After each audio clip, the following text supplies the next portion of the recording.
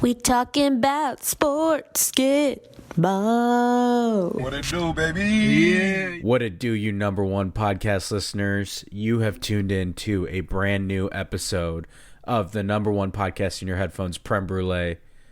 That's right. I'm Premal Bhatt, and this episode I'm joined by my big bro, my big cousin, Roshan. Thanks for joining me, man. Yes, sir. Thanks for having me. Yes, sir. Brand new podcast microphone in the building, too. So yes, sir. Shout out Vish. Shout out Vish, yeah. Vish is on vacation this week. I tried to get him to post a clip, but he said, I'm going to be gone. And I said, okay, so how about just a quick 30-second spot? He said, again, I'm going to be gone. So that's a true story and turned me down. Little turmoil there. I sense a little turmoil. Yeah. We'll get him back, though. We'll get him back. We'll get him back. He'll be back. I'll try to send a straight shot at some point in this episode just so he knows. Yeah, we'll zag in his honor at some point. There you go. Someone's got to do it. Anyway, before we get started, a little word from our sponsor. Of course, this episode of the Prem Brulee podcast is brought to you by Sleep Battle Photography.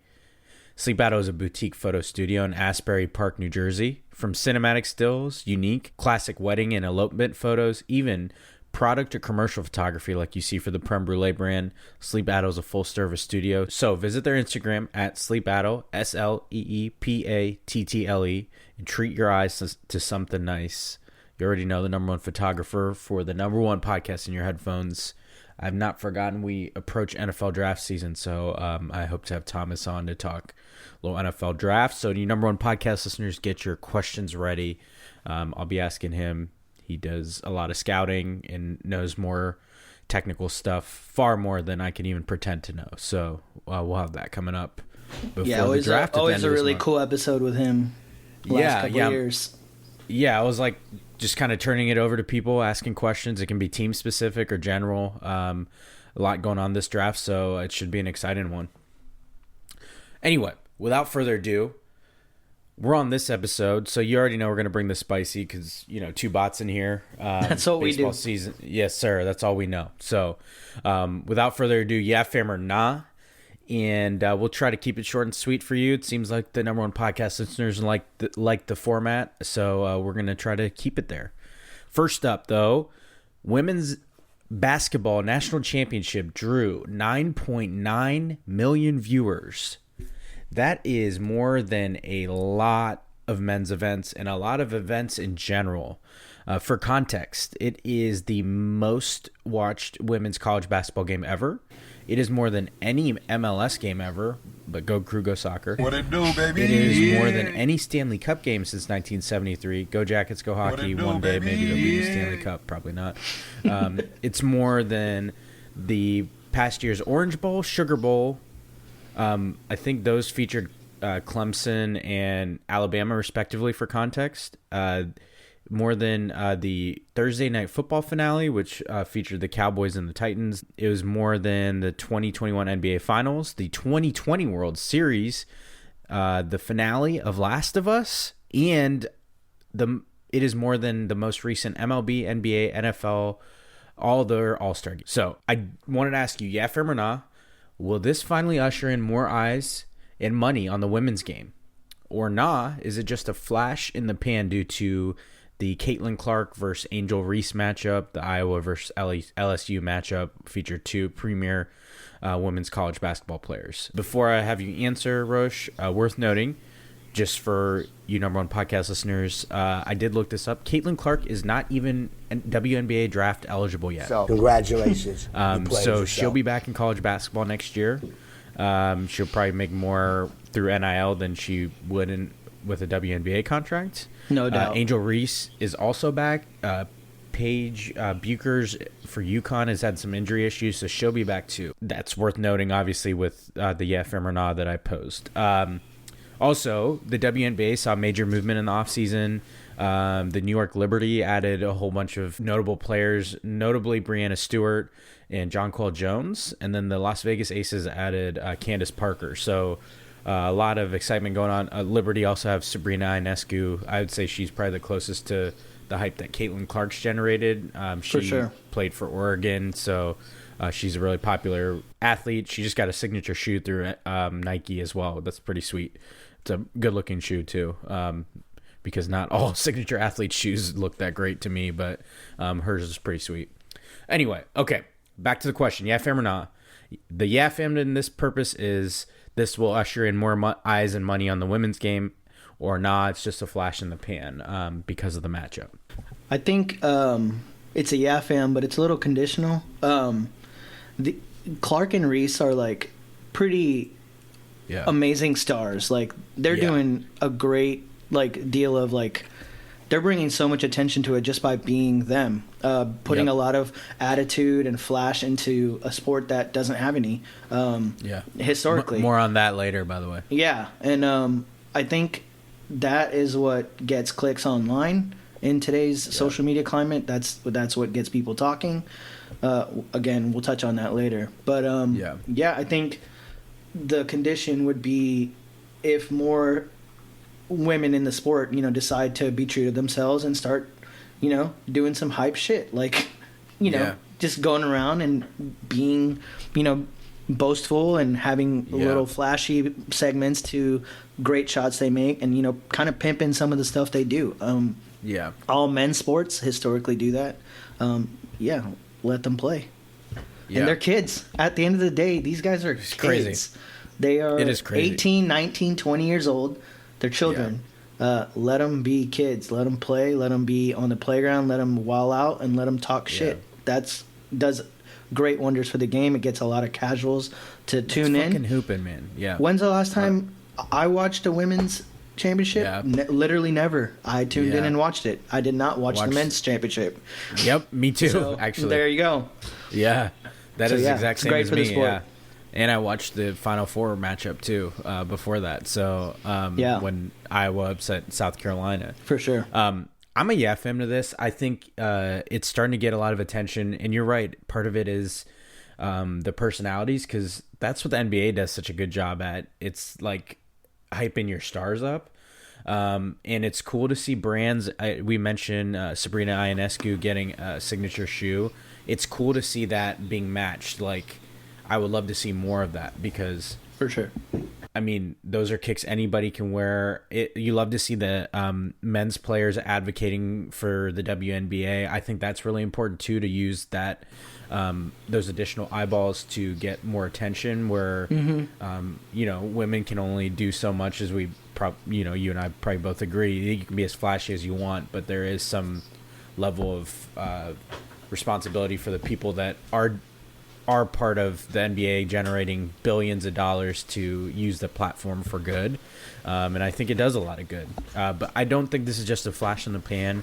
For one, as I stated, we have a whole nother year with Caitlin Clark, but then she's going to go to the WNBA. So presumably that she's not going to change who she is. Angel Reese isn't going to change who she is. So those players go into the WNBA, and they are opening doors for other women to be authentic. And now with the viewership following suit, then a lot more people will, when the cameras are on, the personalities will show too. So I think it all is connected. So I'm a yeah fam to this, but really cool to see that matchup and see someone pull up like Steph Curry with Caitlin Clark. It's no been doubt very exciting to see. Wait, one of those things real quick on that list of things that had less viewers than this was the 2020 World Series, right?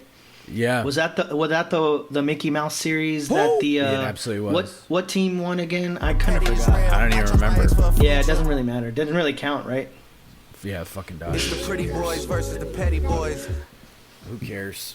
We're not even in You Played Your... Petty alert. Petty alert. Yeah, Petty alert. I know. We got to bring the energy. It's only right. Okay. I got one more topic for you. Yeah, fam or nah, to the trade we just missed from our previous episode. It happened like a day or two after we dropped that episode.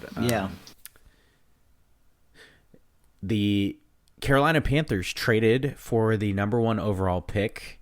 They traded with the Chicago Bears, who, in exchange for giving that number 1 pick to the Panthers, received the number 9 overall pick from the Panthers, the 61st overall pick, which is a late second-round pick in this year's draft, a first-round pick next year, and a second-round pick in 2025, And then the most notable of those is wide receiver DJ Moore, who goes from Carolina to Chicago, finally gives Justin Fields a wide receiver. So want to get your yeah, fam or non, maybe like a word association.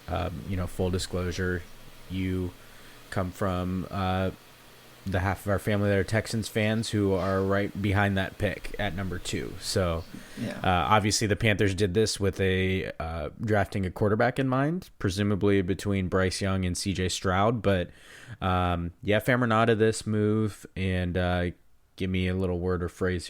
I mean, yeah, fam, overall, word or phrase is a win-win. I think both teams win. I don't think anyone got fleeced. Panthers are going to get a great quarterback and presumably CJ Stroud. It does suck that they're going to pick CJ Stroud, which is what it seems like. But yeah, I think the Bears got a great deal. They already have a quarterback. They can take the best player available, and they got Justin Fields, DJ Moore. So that is pretty sweet. It makes that number 9 pick kind of a luxury. I think a lot of things have them going like offensive line or defensive line, just those, in the trenches guys where they need a lot of help. So more on the Bears later and the moves they've made and the Panthers. But I'm a yeah fam to this too. I think it's exciting. I love seeing trades in the draft. It gets like the old video game self and me excited. I'm also hoping to have, he's been on before, but my buddy Jeff Robinson on to talk Panthers. He's a big Panthers fan. He was pumped about the trade. We're going to talk a little bit more briefly about that trade later, kind of go along the lines of what you said. I do think it's a win-win for both of them. Okay, without further ado, I know why everybody came here. Number one podcast listeners, it's time for You Played Yourself. Let's hit that intro. I'm petty as hell. And I'm super petty. Here we Petty Le Pew. go. Okay. First up on You Played Yourself, Roche. This was via NBA Today. I sent this to our group chat because we have a lot of content in there related to this team and specifically one of the people mentioned. But this is via the NBA Today. In the past 2 seasons, LeBron James and Anthony, aka Tony Davis, have not played more than 5 games in a row together. Fam. Even when Tony is Anthony like he is right now, these stats find their way to us. We cannot help it. Are you kidding me? I was just minding my business and I found that out, and I was like, you got to be kidding me. What? This guy gets $40 million a year. I mean, he's definitely been carrying the freight last month or so. So I will definitely be reluctantly calling him AD until further notice. He's definitely earned that from me. He's earned a little bit backpedaling in good grace, but the second he sprains his ankle in the playoffs, he's back to Tony. No doubt. This just in, the idea is that you last more than 5 straight games in the playoffs. So we'll see if that streak is broken here. Exactly. We're very quickly nearing the end of the NBA season, and that Western Conference playoff race is going to be very exciting. So we'll definitely be talking about that as the seeds are finally decided and the play-in starts to happen. But for sure, it's a good start to You Played Yourself. Tony Davis always finds himself on here really recently, even when he's doing well. Yeah, you gotta love how the guy is in all likelihood might win Western Conference Player of the Month, and here we are just tossing him to the wolves on You Played Yourself. That's very, very on brand for us. Very on brand. He's also probably never going to be eligible for any postseason awards because they're passing that new collective bargaining agreement. The NBA and NBA Players Association passed, said that you have to play a minimum of I think it's 65 or 66. Yeah, 65 games to be eligible for postseason awards and postseason All NBA teams. AD has no chance. The only one that has less of a chance is probably Kyrie Irving, and Kawhi. Hit that laugh, Kawhi. I'm just here to have fun, but I'm on load management. Leonard, they have no chance. Anyway, let's move on. I wanted to do a You Played Yourself to the people / traditionalists who questioned and maybe still question the MLB pitch clock. I think they like to call themselves baseball purists, but it's just a code word for I'm old, and hesitant to change. But You're great. this was something that Buster Olney tweeted, but he got the stats from @Slangs on Sports. In the first 3 days of this very new MLB season, which included 35 games, compared to that same time period last year, which was 34 games.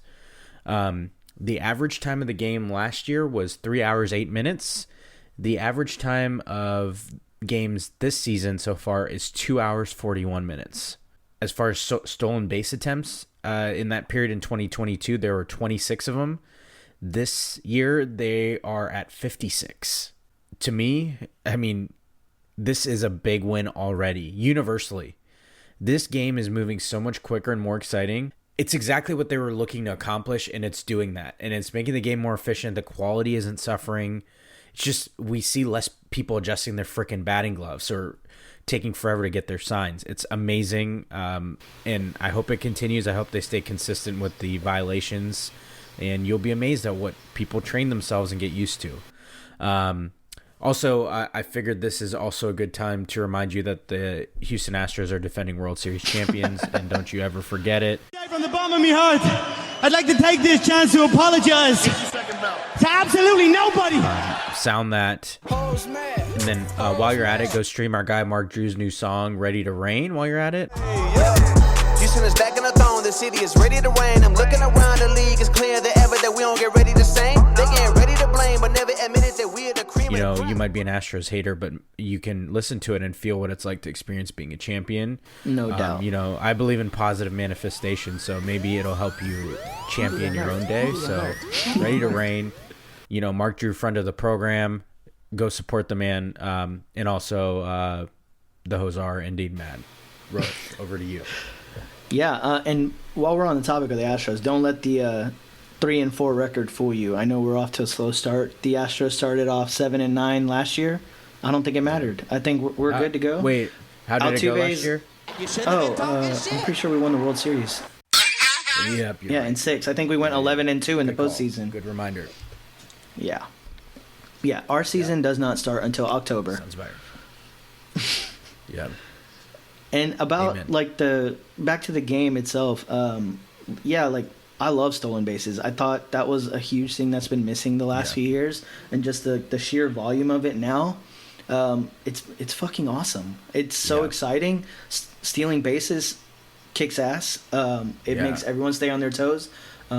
I was kind of on the fence about the pitch clock to begin with, just because I don't want games to be decided by it, and it still hasn't really happened. So I think the sample size is like good enough to where people are kind of picking up the pace and letting it not dictate certain things. So I think as long as that's happening, there's nothing to dislike about this. It's pretty cool. The Astros played a day game today. I was at work. I knocked it out in like 2 hours of work, and it's just nice. You're not used to seeing baseball games go that quick, and it's kind of fun to watch. It is very fun to watch, and as a reminder, number one podcast listeners, the stolen base attempts are up. I would say the majority of the reason is pitchers are limited to the amount of times they can throw over to check on the runner, essentially. And also the bases are a little bit bigger. So I would say it's more about the limitations in throwing over. That, you know, base runners can be naturally more aggressive because they know that's not coming that way after a certain amount. But the bigger bases do help too. So it's kind of a twofold thing. But yeah, 30 more stolen base attempts than last year is pretty significant. Yeah. I do got another baseball you played yourself while we're on this topic. While we're on the topic of baseball, a huge you played yourself to just belligerent fans in general, and ultimately the folks who suspended Anthony Rendon. Like last week, I don't know if you saw this, but there was a game between the Angels and the A's, and there was an altercation between Rendon and like a fan in the stadiums. He was I guess he was walking by, and the guy called him a bitch, basically. This was all off video. The video starts of him like grabbing this fan's shirt, and like kind of being like, yeah, you called me a bitch, right? And then he like kind of swipes at him. Anyway, it was a bad look for him. I will say, I'm not condoning any violence, but you know, if the fan is like cussing at someone and like, you know, when you call someone a bitch, when you call a grown man a bitch at that, you need to be ready to throw hands. Like those are fighting words. Hell yeah. You should watch your mouth. Like that's crazy. Like you're allowed to go to games, call someone a bitch and like not have any ramifications. You know, Rendon grabbed his shirt and confronted him and talked shit, and it got on video, and he got suspended for 5 games. And you know, the suspension is definitely deserved. You can't really put your hands on anyone, but you know, to that I just say free Rendon. He's gonna miss those games anyway due to injury at some point. So I mean, no harm, no foul. Don't call grown men bitches. That's crazy. Yep. Especially when you, a patron, are paying money. To watch millionaires play a game. You are literally paying to watch millionaires play a game. You're calling him a bitch. Something don't sit right with me. That's crazy. Yeah, that's a good rule of thumb. If you're you can say they suck. You can say all kinds of shit, man. Don't be calling grown men bitches. That's crazy. No way. Yeah, that's wild behavior. Yeah. And it's not like they would have trouble finding which A's fan said it, because he's one of maybe 30 people there. So precisely. You're great. Yeah, you're gonna say that. You definitely got to be ready to throw hands, because not like anybody can question where it's coming from. Yeah. Yeah, that's a good one. But free Rendon, let him sit out games on his own. I agree with you. You played yourself to the men's basketball NCAA tournament. Yes. What in the fuck was that? Respectfully, you know, no disrespect though. Now, Purdue, what the hell were you doing? And that is disrespectfully. I mean that with the utmost disrespect. Along those same lines, the Big Ten and SEC, yikes. I mean, I think each of them had one. I want to say it was one Sweet 16 team, which is crazy because they each got in like 7 or 8 teams. So awful showing by the two of them, and for the Big Ten especially, they've been not great in tournament play the last few years. The Final Four had 0 top 3 seeds. It was a 4, 2 5s, and a 9. So that was an interesting year. If you pretend like you knew what you're talking about and won your bracket pool, don't save it. I don't believe you. But you played yourself to that tournament. Ultimate trash. And if you enjoyed that, you clearly aren't part of any bracket pool or anything like that. So, or you picked a random bracket and somehow won. Yeah. Yeah, as a diehard U of H fan and NCAA basketball fan, as you all know, I can safely say that this was the worst tournament I have ever seen in my entire life. I now realize that chalk is the way to go. I'm never going to take 1 through 3 seeds making the title game for granted. UConn definitely dominated. Give it up to them. They killed everyone they played. But I can't say I watched a single minute of that championship. I did see a random stat that was pretty cool. The last 4 UConn titles all came in Texas. They won in San Antonio, they won in Arlington, and then they have 2 in Houston. Yeah. So shout out to them. That's pretty cool. They got their 4th or 5th title in like 20 years. Which is awesome. And weird to say it's like quietly done that. Yeah. But a random thing. But very Spurs-like. Kevin Ollie won a title with UConn. Oh! Yeah. As a coach, a head coach. Yeah. I don't even know where does he coach now? Yeah. I think the last time they were in Houston was when Drake was a UConn fan too. Versus the petty boys. He was like all over Twitter wearing all that UConn shit. So, I mean, shout out to them. But yeah, that tournament was trash. Yeah. Absolute trash. Kevin Ollie is the head coach for Overtime Elite, a professional basketball league co-founded by Dan Porter and Zach Weiner for top players between 16 and 20 years old. So this man won a national title with UConn and is now coaching Overtime Elite. Is that AAU or something? It sounds like a new league for you. I don't know. I have no idea. I've never heard of it, but good for Kevin Ollie, I guess. Yeah. I'm sure the checks are clearing, so that's all that matters. I'm sure they are too. Okay. We wanted to pay this off. We talked about it a little earlier. but I thought it was worth discussing on this podcast. You played yourself to the trash talk and discourse surrounding Angel Reese and Caitlin Clark from the Women's Basketball National Championship. So before I get into the you played yourself meat of the sandwich, pause. First, I wanted to give some context. Obviously, we talked about LSU, the women's team, they're national champions. They did so in a dominating win over the Iowa Caitlin Clarks, otherwise known as the Iowa Hawkeyes. So this discourse kind of reached a height towards the end of the game. Angel Reese was trash talking as she's done all year, but she followed Caitlin Clark. It was like at a dead ball. She did the John Cena "You Can't See Me" and pointed at her ring finger, which she's done repeatedly, like basically crowned the championship ring, as we all know. Reese talked trash and always does all year. Obviously, the women's game is growing, but you might not have seen previous clips of her. She's been known to be a trash talker and boastful, all that stuff on the basketball court. Nothing new that we don't see. What ensued after that interaction was a national discourse questioning the sportsmanship and class of Angel Reese. Now, the population that everyone wanted to hear from, old white guys, decided to chime in.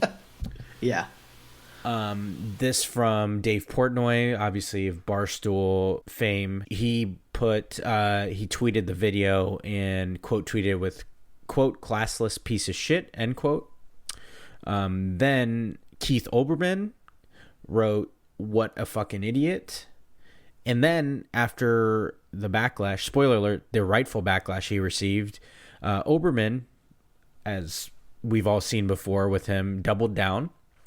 He said, quote, "I apologize for being uninformed last night about the backstory on this. I don't follow hoops, college or pro, men or women." Well, Keith, I'm going to stop you right there with that sentence because fuck the rest of your quote. I mean, you don't follow it, so what the fuck do we care what you think, Keith? What in the fuck do you think we give a shit about what you or Dave have to say about women's college basketball? And here's the thing about these guys and many others commenting. Caitlin Clark herself didn't have a problem with it. She's been interviewed after the game. She didn't have a problem with what Angel Reese did, nor does she think the criticism of Reese is warranted. So these fucking bozos are insisting on this stance when the two people directly involved have zero beef. Through both of their own words have said the same. Yeah. I mean, like, the only nitpicking I can do is that, like, if you're going to do the John Cena, technically you're not being seen, so no one saw you do the ring celebration. You got a dad joke like, right there. If we're really going to nitpick, like, hey, John Cena's never been photographed, right? Because he can't be seen. So if you're going to do it, like, she didn't see you do the ring thing. So that's about it. Yeah. Before I continue some more, you got something to add here? Yeah, I just wanted to give you three numbers. 47, 64, and 20. Mm-hmm. You have any idea what those numbers are? What are they? 47 is Dave Portnoy's age. 64 is Keith Olbermann's age. And 20 is Angel Reese's. What is with these old-ass motherfuckers worrying about what a 20-year-old girl is doing? Unbelievable. Mind your fucking business. Go do something else. Keith Olbermann, you don't follow hoops? Stick to whatever the fuck you're doing on Twitter. Bro is like sending 555 tweets a day about politics and shit, and then wants to chime in about fucking women's basketball at the college level. Nobody fucking cares. Here's where Stephen A. Smith is like, I'm here to tell you right now, we don't care. Let me tell you, we don't care. Literally, do not even talk about it. We don't Dave care. Portnoy, go talk about Boston teams. Man, fuck off. Go review pizza. Nobody cares. Yeah. You know, it's just like, I just don't get it. And once the two chime in and once Caitlin Clark says what she needs to say, which was well needed, apparently. Yeah. Like why the fact do you that need, she had to clarify Why it, do you need her to come out and, like, kill that conversation? Yeah. Like, you should be minding your own business. Also celebrating the fact that 9.9 million people watch a sport that no one really watches. That's great. What is anyone complaining about? Reese and Clark both are two huge reasons why this NCAA women's tournament was such a success. You know, I've been known to ignore the women's tourney all the time. This got me to watch it several different occasions. 100%. Yeah. So like, and the average ticket for the men's Final Four and the women's Final Four, the women's tickets were going at a higher clip. I know it was in a smaller stadium, but you can't ignore that. Like, you can't ignore the fact that $200 more to watch a women's Final Four game versus any men's Final Four game. And this is like in Houston. You know, it's not like a small market. It's crazy. Yeah, so I would say they found a formula that works. So what are we shitting on? The two of them, and probably like seeing South Carolina and how good they've been all year, were the main tickets. And I didn't even want to finish Oberman's tweet because I'm like, you don't follow it, so stop fucking talking. Okay, so here's my thing. Reese trash talks. We talked about it earlier. She has all year. She probably has her whole life. I can't confirm that, but usually a trash talker's always been a trash talker because they're fucking good and have a reason to. How many times do you see people continue to talk trash when they suck? You're like, it's not going to happen. But the thing is, so does Clark. In fact, the Can't See Me celebration was a direct shot at Clark, who's done it twice this year. So this discourse discussing why there is a double standard, because, you know, some of these people are like, oh, they're not talking about the double standard. The context was different. This was in a championship. Be classy. The context is valid because people call Caitlin Clark competitive, tough, and passionate, yet Reese is considered brash, classless, and like an asshole. It's almost like, you know, I can't quite put my finger on the difference here. Can you? What would be the difference between Angel Reese and Caitlin Clark? I'll let you guys fill that in. And also, another thing, if we're talking about this discourse and the differences and things like that, if this was the men's game, this would not even be a discussion. Absolutely never. Not even a little bit. Because we see it all the fucking time. Yep. We were just talking about how over the top the Grizzlies are. It's not talked about now. The news cycle moved on. It was like a one-day topic about how Dylan Brooks talks a unnecessary amount of shit. I realize it's ironic I'm bringing it up again, so I'm re-bringing it up, but it wouldn't be talked about in the men's game. Also, and I'll end with this, this is motherfucking hoops. Trash talk is part of the game, no matter what sex, gender, class, creed, whatever. It does not fucking matter. Trash talk is on every court, any level that you play. Let the hoopers do what they do and shut the fuck up about it.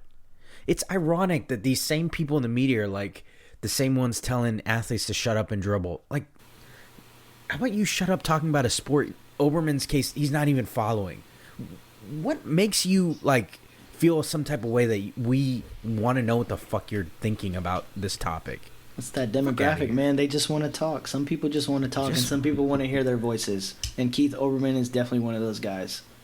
Yep. I mean, just last year in the playoffs, Luka and Devin Booker. Luka was going sideways talking shit to Devin Booker.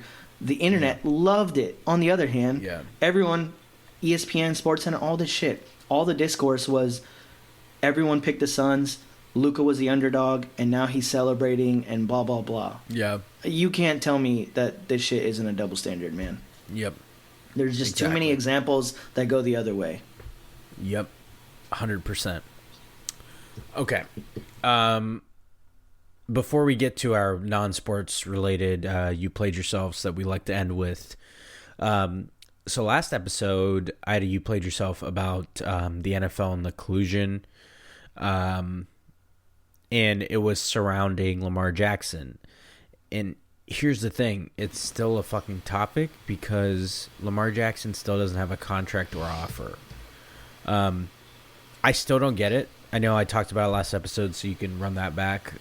Always in favor of you guys run back old episodes, get the numbers up. You already know, number one podcast listeners. What it do, baby? But I don't get it. How would a team not want to sign an NFL MVP over some of these other guys getting contracts? Like, I'm looking directly at teams like, especially the Colts, who currently have the number 4 pick, are at best going to get the third best quarterback in this draft class. It is very top 2 heavy. The Falcons, the Raiders, the Commanders, and maybe if you want to add the Dolphins in there. And number one podcast listeners, I get it for the Panthers and Texans because they're getting 2 rookies. Their teams are very much built to like start over with those contracts. But none of the other rookies are a better option than Lamar Jackson. Nope. Beyond those 2. And Lamar Jackson's going to be better than those 2, but I get why you wouldn't be interested in Lamar. Yes, yeah. You wouldn't be interested in Lamar when you're directly in line to get a top quarterback. So, yeah, you played yourself still to the NFL. I mean, we talked about ad nauseum last time, but you got something to add because I don't think you were on that one, were you? No, I don't think so. Yeah, I mean, dude, this has got to be like the most egregious collusion in this league since all the Colin Kaepernick stuff. And in a twisted way, not to be taken the wrong way, this one is kind of worse. You know, like, let me explain. Like, we all know, like, the brass and the owners of NFL are, like, cut from a certain cloth. So political stances and things like that may run tensions a bit higher to have them collude and not have someone like Kaepernick on their team. Understood. I don't like it. Understood.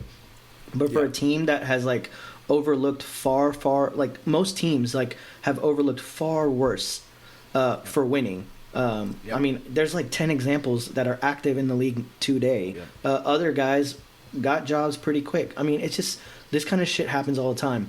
But for teams that have overlooked far worse for winning, it's amazing that some of them don't want to touch a perennial MVP that's like 6 years younger than someone like Derek Carr. Derek Carr signed a 4-year deal, and he got cut by the fucking Raiders. Like, the Raiders suck, and they cut Carr, and Carr got another $100 million guaranteed. And you're telling me that the Saints didn't want to go after Lamar Jackson? Like, that don't sit right. You know, I don't have a lot of answers, but, you know, there might be like 10 teams with quarterbacks that I'd argue have better situations. Like, you know, like you said, Panthers, Texans are going to get a very cap-friendly quarterback. Other players are, you know, might simply be better. Mahomes, Rodgers, whoever you want to list there. But 20 other teams don't have any excuses. Yep. You know, so this is strange. It's wild. Yeah, I'm interested. And then the whole agent thing. Like, people want to blame that he doesn't have an agent. You know, like, that has nothing to fucking do with it. Laramie Tunsil doesn't have an agent and continuously signs the biggest LT deals on the market, and he represents himself. He got his fucking contract in Bitcoin last time. You remember that? Yep. Like, I mean, don't give me that agent shit. When you have some poverty team like the Texans giving Tunsil top market value for one position on a last place team, it doesn't make sense. 100%. It's a great example. Yeah. Okay. It's a good place to stop and go to our non-sports you played yourselves. I like to add a couple candidates for immediate retirement. You got one for me this week? Yeah, actually, it's funny. I got called to be on this episode because just like I think last week or this week, I had seen a tweet that was like, "What is your live show pet peeve?" And as someone who goes to you're the a right lot person of to ask. I'm like, I'm the guy. So I honestly couldn't narrow it down to one. It is a very extreme tie for two things. One, bands performing acoustic songs. As much as the songs might be good, most people these days don't know how to respect that space and just fucking talk. They're like, all you hear is chatter. So they're talking over a song that is not showcasing bass, guitar, all this stuff. It's very quiet, and they're just chattering over it. And the tie is between that and attendees filming full songs on their phone. Like, I understand getting a clip. I do it. You do it. Everyone does it. Getting clips, memories, blah, blah, blah, post on your Instagram. Yeah, that's part of the show. 15 seconds, 30 seconds, cool. I've been in front of people who have filmed entire songs, like 4 minutes and 30 seconds. Like, strictly gigabyte speaking. Like, you're taking too much space on your phone with this video that, one, you're not going to watch. Two, you can't post anywhere. Why the fuck are you taking this footage? You are not a photographer. You're standing 65 feet back just like me My Yeah. view sucks. So does yours. Your phone looks even worse. You're ignoring the 4K of your eyes for the 1080p of your phone. Yeah. It's bozo shit. What are you gonna do? Watch it back later? Yeah. Yeah, extreme. You played yourself to all those people. I like that. Yeah. All right, so my you played yourselves this week. So I traveled pretty recently for a friend's wedding, and I might have talked about this before, but I hate this fucking look. The dad traveler look, I call it. The jeans and a sport blazer or a sport coat or blazer. Guys, can we stop this? If you got a dad in your life or, a husband or whatever, a brother, anything like that, can we stop the whole jeans and blazer look? It seems like the uniform for dads who need to travel. Like, take it with you. I don't know what the right combo is, but I don't want to see it. It looks so stupid. And I got another thing. Like, people laugh at me for this, but you cannot tell me that jeans are more comfortable than some dress pants you can find, especially now. They're like way thinner. They're way more loose in the area where your manhood is. Like, you look so much better, and they got stretch in them, man. Tech chinos. Yeah. Like, come on, we got so many options. There's so many options better than these baggy jeans that I see dads wear, and it's like they always got some like Skechers or some shit on the bottom, or like it looks so goofy. Just stop yourselves from doing that. And number one podcast listeners, if you sense yourself starting to slip into that, you travel for work, just please keep this in mind. Hear me in your head. And my other you played yourself is to duvet covers. What do you got against duvet cover? When was it that we all decided that we needed to switch to duvets? Like, when did we all decide that we give zero fucks about our post-laundry reapplication and our sanity doing so? Where did Comforter Gang go? Like, and so I posted this a little while ago to my story, and I got a lot of responses. It just seems like in general, the people who have duvets aren't exactly happy about it. And the best I could think of is like, the duvet is such a perfect word for that because it sounds like an insult. Like, it sounds as stupid as I feel when I'm trying to put the duvet back on the comforter. Like, it only feels right. Like, look at this duvet over here. Look at this fucking dumbass duvet. And that was the only thing that provided me a little solace. My son was sleeping next door as I was trying not to fucking cuss while putting it back on. And I just found myself like, whatever happened to us just sticking with comforters?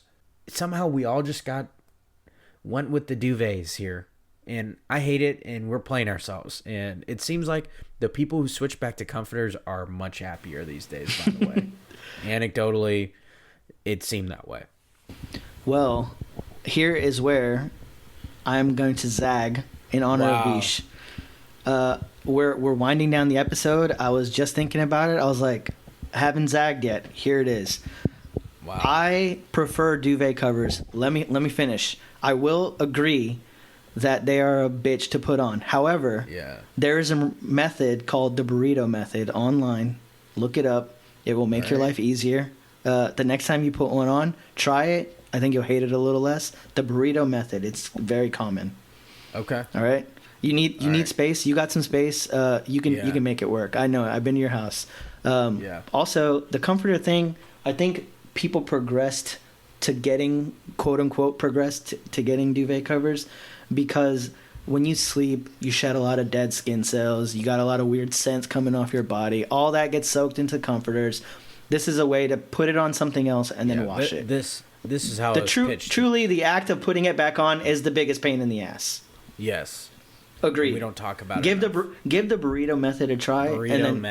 And you're gonna have to come back and readjust your opinion or double down. You'll probably double down, but at least give it a shot. Yeah. This is the way of our family. So I've put myself on this hill. So there's no. I'm offering you a zag. Okay. Whether you take it or not, stay tuned. Alert. Burrito Number one method. podcast listen. Yeah. I will definitely try it, but it may be in secret, and I won't admit. Give me an update in the next 3 episodes, and we'll see. Yeah, I might have to do it on FaceTime so that there's no written evidence of me backtracking. But for sure, we're definitely gonna try that. Either that, or my wife heard me complain, and she's gonna be like, "I'll just put it on. I don't want to hear your shit." So, okay. Let's move on to who you got and what you feeling. On that note, that was we got a good few. Sometimes I can't always think of any, but a lot of things bother me and people enjoy that I complain about random shit like that. So, yes, and I know the weather's getting nice everywhere. It's not an excuse for everybody to go hiking. So just remember that. Protect your sanity. Okay. Who you got? What you feeling? Last episode, me and Vish talked NCAA basketball tournament. This is a funny one. I proposed at the time the odds were this way, but the NCAA basketball tournament, we did a Houston, Purdue, or the field. It stings. We were both rooting for the Cougs, and obviously the whole family. You are a U of H alum. A lot of our family is as well, especially since Ohio State sucked this year. Vish led with his heart and went with the Cougs. I had him in a bracket pool too, so I was rooting for him, but I went with the field just because of odds. And sure enough, it was like that. We talked about all that, but yikes to Purdue again.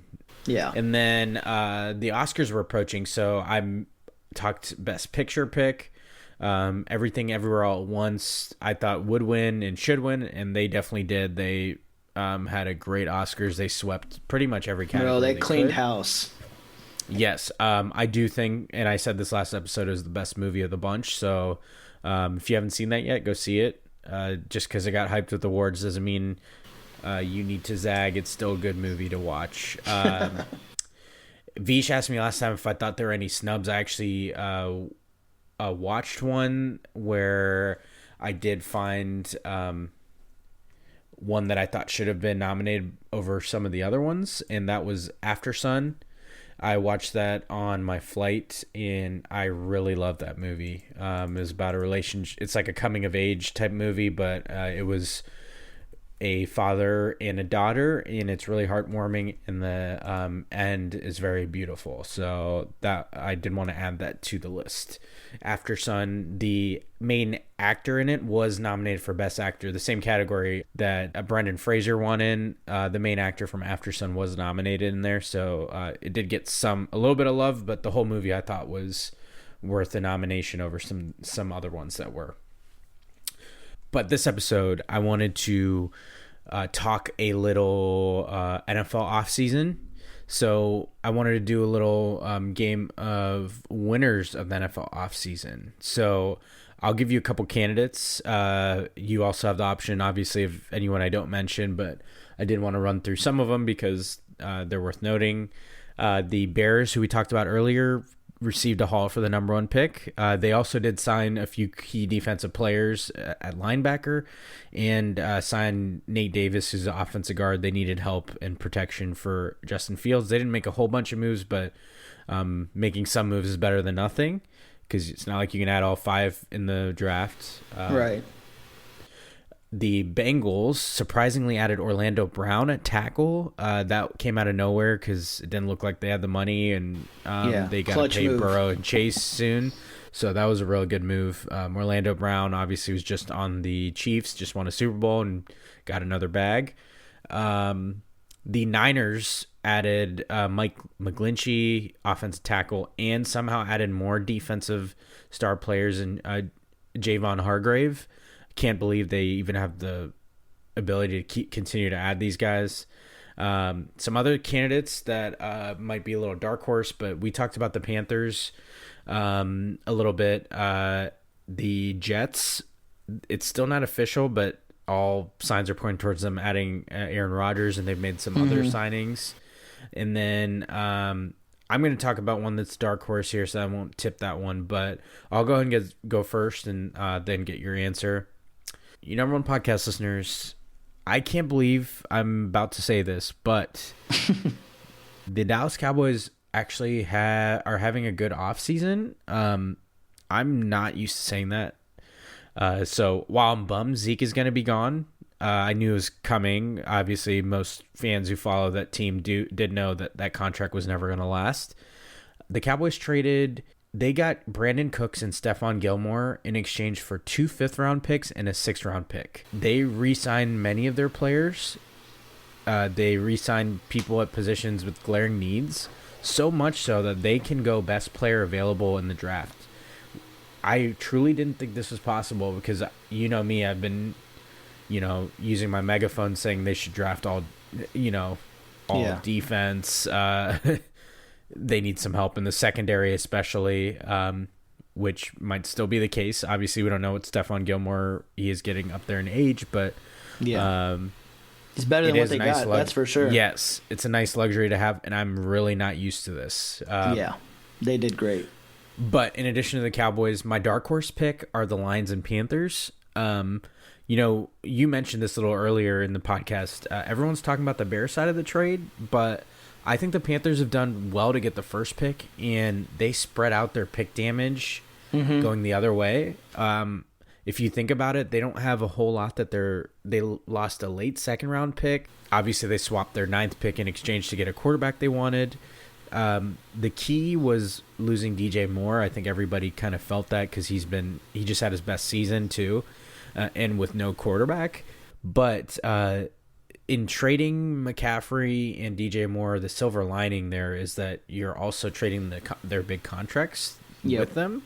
Obviously, you're eating some dead money, but still, it's a nice fresh start for a new quarterback, and you can spend money to protect him and maybe get some skill players in the next offseason, that sort of thing. So, and now the Panthers get their QB choice, who joins a team with a good defense on the other side and a pretty decent offensive line. Like I said, there's going to be a good O-line. Look what Fields is going through. Look what some of these guys are going through. Yeah. The That's Bears gotta really be the key. realistically could have look what happened to it. Burrow his first season. Yep. Dude shred his ACL. Yeah, he was 100%. Yeah, and that's compare underrated. that to like how well Dak Prescott did in his first year. Right. I mean, he could hand the ball off, and they had a good line. Yep. Like I said before, I'm gonna have more on this. I'm gonna try to have my guy Jeff Robinson back to discuss some of that before the NFL draft and get his thoughts. Because we get the Texans' perspective. So I got a whole bunch of people close to me in the first 2 picks of the draft. It should be fun to watch. Yeah. And be texting people during the draft. I look forward to it every year, but especially this one, it feels more exciting. And then the Lions, they did lose Jamal Williams, who was a touchdown machine for them this past year. I think he had like 16 touchdowns for them. Yeah. But the Lions quietly added secondary help, which was a glaring need for them, and they have a good roster returning and some draft picks to work with because, as you recall, they have the Rams pick from their Matthew Stafford trade, so they have a top pick, and they have their own pick later in the draft. So they're in a position in a division that's now going to be wide open, obviously. Wide open. A lot of teams switching, so we don't know how it's going to go. The Vikings are probably the most stable, but they got some injuries in the offseason, and it's still Kirk Cousins. And then the Packers rebuilding. The Bears, they're adding a lot of pieces, but they are still a really young team, so we'll see how that fits. But those are my picks. You got any different picks for winners of the offseason? I actually don't, man. I think you did a pretty good job. All right. I think really I was hoping that we would get Stroud, and then I would consider the Texans the winner of the offseason. I think they've overall done pretty well, just because the hires they've made were obviously all in the right direction for a change. They have not been doing that for the last 2 seasons, but other than that, man, I think you nailed it. I think Panthers are sneaky, a good choice, and the Lions are a pretty exciting team to be a fan of if you're a Lions fan next year. Yeah, I did. It was interesting. I saw something that I think the Texans tried to trade with the Bears to get up to number 1. Yeah. When they were shopping that pick, so that would have been interesting for the Texans to go up and get it, so they could pick the quarterback they wanted. All they had to do was lose a game, but leave Shout it out up to Lovie them Smith. to beat poverty. Yeah, Jesus. Cool. The other one I wanted to talk about, this NBA MVP race is picking up. It is a 3-person race, it seems like. Joel Embiid, Nikola Jokic, and Giannis Antetokounmpo are widely the 3 candidates that it's between. No debating that, I would say. The debate is in who's going to win. So I wanted to get your take on who you see winning. First up, Giannis. He's obviously the most valuable player on the best team in the NBA. The Bucks have like the best record by like 5 games as we're recording this. The Bucks clinched first seed for the whole playoffs, so I think they're like got home court for the whole playoffs. So that's gonna be a tough out. Really fucking good, and Brook Lopez is a candidate for Defensive Player of the Year. Him and who would have thought? Jaren Jackson Jr. are like the 2. It's pretty much between, so that's kind of wild. But Jokic is going for his 3rd straight MVP award. He is having his best statistical season. He is very close to officially averaging a triple-double on the season, by the way. He is, I think it's like 9.9 assists per game. And obviously points and rebounds are well over double digits. Mm-hmm. So that's kind of wild to think he's doing even better than 2 MVPs he's gotten, and it's such a close race still. Embiid is averaging 33 points per game and 10 rebounds per game. The last person to do that was Bob McAdoo in 1974-75, and McAdoo won the MVP that year that he did that. The Sixers are really hot going into the last stretch of this regular season. Embiid's been obviously their best player. He, I think, now is the betting favorite to win it. So, who you got NBA MVP when it's all said and done? Who's it going to go to? If I had my pick, I would put it back in the hands of Giannis. I feel like best player on best team has been a way better method of choosing an MVP over years past. I just also personally don't think anyone takes the Nuggets seriously. And for someone who hasn't had a deep run in the playoffs, and I wouldn't in good faith vote for Jokic again because, I mean, they gave it to him as a 6 seed. They gave it to him as a 4 seed, I think. And now he's having his best season. But it's like, if you remember in years past, voters got fatigue on LeBron. They got fatigue on Giannis. They've gotten fatigue on Steph Curry. So it's like, we can't just give it to him because he's having a better season than his MVP years. Because if that's the thing, then you owe LeBron like 5 fucking MVP awards. Yeah. You know, and back to the Nuggets, would anyone be surprised if they don't make it to the conference finals as a 1 seed? Would anyone even be that surprised if they got bounced in the first round? I don't think anyone is going to be. Yeah, no one's going to be surprised. So in order, I'm going to go Giannis, best player on the best team, followed very closely by Embiid. You know, just last night, Jokic was a minus 21 against the Rockets. Like, how you get hooped up by the Rockets? Alfred Sengun just destroyed him, and Embiid dropped a 50 burger on the Celtics and won the game. So I mean, I think recency bias plays into a lot of MVP votes. It's got to be Embiid more than likely, but I think Giannis is the right choice. Yeah, I think you touched on it at the end. I'm going with Embiid here, and you covered it kind of in your answer. I do think voter fatigue's a very real thing, and what have you done for me lately? And Embiid's putting on a really strong end to the season. So I think it's going to be Joel Embiid, but I wouldn't be surprised if it's any one of the 3. I do think it's more than likely Embiid or Jokic, unless Giannis. I agree. Even though he shouldn't be eliminated from it. It's just the other 2 are having such phenomenal seasons. So, I'm going with Embiid. We'll see. They're also. It's going to be. I think it's going to be a really close race too. So it's kind of wild.